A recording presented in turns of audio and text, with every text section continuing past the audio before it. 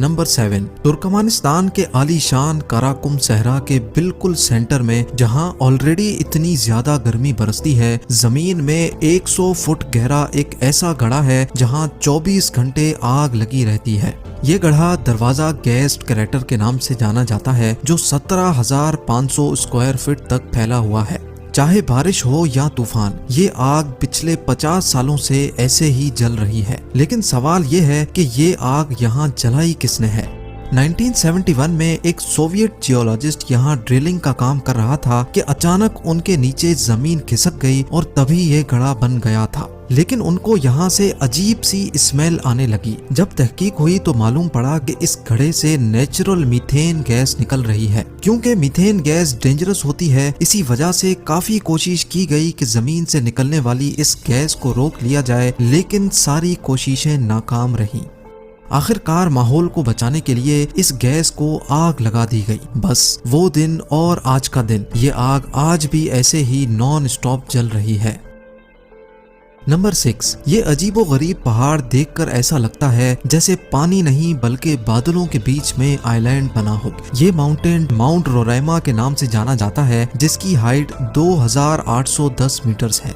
दूसरे पहाड़ों के कंपैरिजन में माउंट रोराइमा का टॉप बिल्कुल फ्लैट है और यहाँ का वाटरफॉल दुनिया का दूसरा ऊंचा तरीन वाटरफॉल कहलाया जाता है। नेशनल जियोग्राफिक की एक टीम के मुताबिक ये माउंटेन 2 बिलियन ईयर से भी ज्यादा पुराना है और यहाँ पिछले लाखों सालों से कभी कोई इंसान नहीं जा पाया। यानी ये माउंटेन दुनिया से बिल्कुल कटा हुआ था। 1884 में ये माउंटेन पहली बार सर एवरार्ड ने सर किया था और तभी दुनिया को मालूम पड़ा कि ये ऊंचा तरीन पहाड़ ऊपर से बिल्कुल फ्लैट है।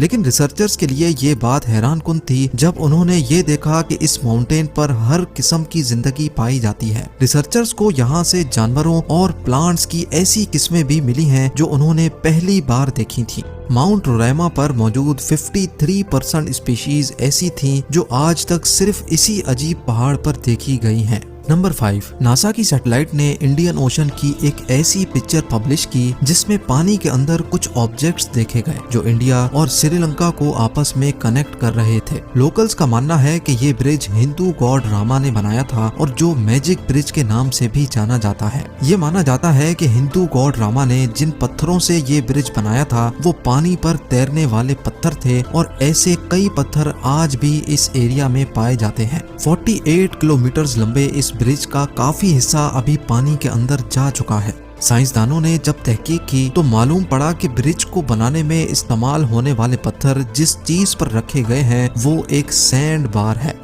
उनको इस बात के काफी सबूत भी मिल चुके हैं कि ये सैंड बार तो बिल्कुल नेचुरल है, लेकिन इस पर रखे गए पत्थर जरूर कहीं और से लाए गए थे। जब सैंड बार और उन पत्थरों की एज मालूम करने के लिए रेडियो कार्बन डेटिंग की गई तो जो मालूम पड़ा वो जानकर एक्सपर्ट्स भी चौंक गए। जी हाँ, उनको मालूम पड़ा कि ये पत्थर 7000 साल पुराने हैं, जबकि उनके नीचे सैंड बार की एज सिर्फ 4000 साल है। तो आखिर ये पत्थर यहाँ आए कैसे? ये साइंस के लिए एक बहुत बड़ी मिस्ट्री है। नंबर 4, कभी आपने किसी पहाड़ को हिलते या फिर उसको अपनी जगह बदलते हुए देखा है? क्या ऐसा मुमकिन हो सकता है?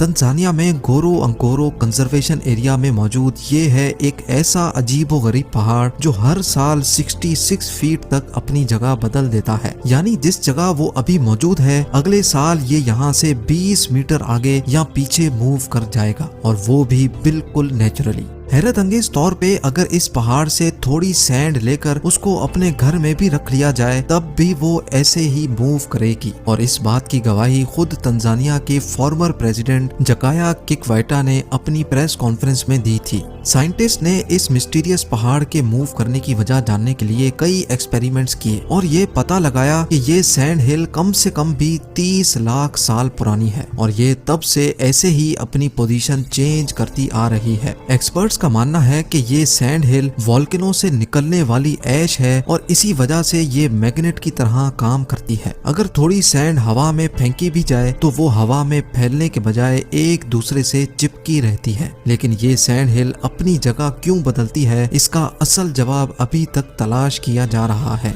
नंबर 3, ये बात तो हम सब जानते ही हैं कि इस धरती पर 29% जमीन है और 71% पानी। वर्ल्ड मैप में अगर देखा जाए तो पूरी दुनिया के समंदर आपस में जुड़े हुए लगते हैं। ऐसा लगता है जैसे हमने सिर्फ इनको अलग अलग नाम दिए हैं, जबकि ये सारे आपस में जुड़े हुए हैं। लेकिन अटलांटिक ओशन और पैसिफिक ओशन के बीच से अगर गुजरा जाए तो समंदर के बीचों बीच एक हैरत अंगेज मंजर देखने को मिलता है। समंदर के इस मकाम पर कोई दीवार या बाउंड्री तो नहीं है, लेकिन फिर भी दोनों समंदर के पानी आपस में मिक्स नहीं होते। लेकिन आखिर क्यों? इन दोनों पानी में आखिर ऐसा क्या राज है कि ये समंदर की लहरों के बावजूद भी आपस में मिक्स नहीं होते? असल में ये दोनों समंदर के पानी अलग अलग जगह से बहते हैं और इसी वजह से इन दोनों समंदर के पानी की क्वालिटी भी अलग है और इनका सॉल्ट लेवल भी मुख्तलिफ है। आपने भी स्कूल में पढ़ा होगा कि जिस पानी में सॉल्ट ज्यादा होता है वो नॉर्मल पानी से ज्यादा हैवी होता है। ऐसा ही कुछ होता है इन दोनों समंदरों में भी। सॉल्ट के साथ साथ इनकी केमिकल कॉम्पोजिशन भी अलग है और यही रीजन है कि ये दोनों समंदर बिना किसी बाउंड्री के एक दूसरे में मिक्स नहीं होते। नंबर 2, इंडोनेशिया में एक आइलैंड है जो फ्लोरेस के नाम से जाना जाता है। इस आइलैंड के हरे भरे पहाड़ों में 3 अनोखी लेक्स मौजूद हैं। हालांकि ये तीनों लेक्स एक साथ ही बनी हुई हैं, लेकिन इन तीनों लेक्स के कलर्स बिल्कुल डिफरेंट हैं। एक का कलर ब्लैक है, दूसरी का टर्कोइज और तीसरी का ब्लू। लेकिन इसमें हैरत की बात सिर्फ इनके मुख्तलिफ कलर्स नहीं है। हैरान करने वाली बात यह है कि ये तीनों लेक्स अपने कलर्स बदलती रहती हैं। जी हाँ, कभी एक साल में ये 6 बार अपने रंग बदलती हैं तो कभी साल में सिर्फ 1 बार। लेकिन हिस्ट्री में कभी भी इन तीनों लेक्स का कलर एक जैसा नहीं देखा गया। जहाँ ये लेक्स मौजूद हैं वो जगह कालीमुटू नेशनल पार्क के नाम से मशहूर है और पार्क ऑफिशियल्स का कहना है कि इन तीनों लेक्स के नीचे एक्टिव वोल्केनोज मौजूद हैं, जिनकी वजह से ये लेक्स केमिकल रिएक्शन का शिकार होती रहती हैं। वोल्केनो की वजह से जो गैसेस निकलती हैं वही शायद इन लेक्स के पानी के साथ मिलकर केमिकल रिएक्शन करती हैं और इनका कलर चेंज हो जाता है। लेकिन कभी इन तीनों लेक्स का कलर एक जैसा क्यों नहीं हुआ, ये अभी तक एक मिस्ट्री है। नंबर 1, इंडिया की मणिपुर स्टेट में 287 स्क्वायर किलोमीटर बड़ी एक फ्रेश वाटर लेक है जो लोकटाक के नाम से जानी जाती है। दुनिया में सिर्फ एक ही फ्लोटिंग नेशनल पार्क है और वो इसी लोकटाक लेक में मौजूद है, जिसको हम काइबुल लामजाओ नेशनल पार्क कहते हैं। इस लेक में मजीद हजारों छोटे बड़े फ्लोटिंग आइलैंड्स मौजूद हैं, जिनमें से कई नेचुरली रिंग शेप के हैं। इन आइलैंड्स में कई पर आबादी भी बसती है और एक आइलैंड पर एक छोटा स्कूल भी खुला हुआ है।